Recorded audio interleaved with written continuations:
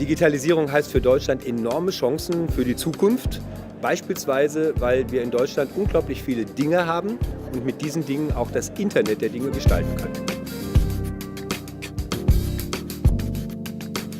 Die deutsche Wirtschaft ist teilweise sehr digital, teilweise ist die deutsche Wirtschaft aber noch gar nicht digital, insbesondere bei den mittelständischen Unternehmen. Die haben die Themen der Digitalisierung noch nicht so erkannt. Da müssen wir nacharbeiten. Das tun wir vom Ministerium. Ich glaube, wir können vom Silicon Valley lernen, groß zu denken. Und ich glaube, wir dürfen nicht versuchen, das Silicon Valley nachzubauen, weil das wurde auch nicht nach Plan gebaut, sondern das ist einfach passiert. Wir müssen unseren eigenen Weg finden. Das Thema schlechthin. Alles, was digitalisiert werden kann, wird digitalisiert. Das einfach zu verinnerlichen und das auch zu lernen und zu leben. Wahrscheinlich ist das Letztere wichtiger. Also es wirklich einfach in alle Bereiche des Alltags mit einfließen zu lassen. Wir sind in Deutschland manchmal ein bisschen zäh. Wir denken lange nach, versuchen die beste Lösung zu finden. Wir müssen dazu kommen, dass man schnell etwas ausprobiert. Und wenn man feststellt, es funktioniert nicht, dann auch sagen, wir stellen es wieder ein. Scheitern ist auch durchaus ein Erfolg, weil man hat gelernt für das nächste Projekt. Man kann vom Silicon Valley lernen, dass man die Welt verändern kann mit digitalen Unternehmen. Und ich glaube, da kann sich Deutschland noch eine Scheibe abschneiden. Denn bislang warten wir noch darauf, dass das erste Facebook aus Deutschland kommt.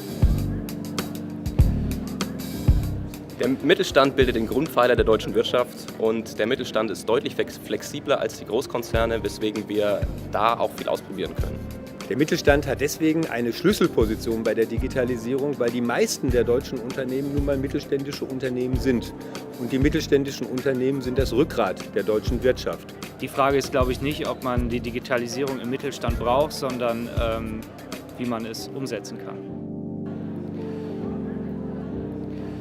Die Rolle der deutschen Politik wäre eine wichtige. Ich denke, wenn wir bei der Digitalisierung aufholen müssen, müssen wir investieren in digitale Innovationslandschaften zu speziellen Themen und weltweit die Talente nach Deutschland bringen.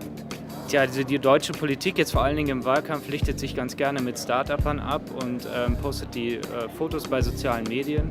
Der Punkt ist immer, was kommt am Ende dabei rum? Sie könnte noch mehr PS auf die Straße bringen. In Deutschland zu gründen macht sehr viel Sinn. Wir haben ein sehr gutes Bildungssystem, wir haben sehr, sehr gute soziale Strukturen, eine sehr gute Infrastruktur und Investoren, Wirtschaft, alles kommt zusammen. Besser geht es eigentlich gar nicht. Wir haben eine gute Lebenskultur, gute Lebensbedingungen hier in Deutschland. Wir haben hervorragende Forschungsinfrastrukturen, Forschungseinrichtungen in Deutschland.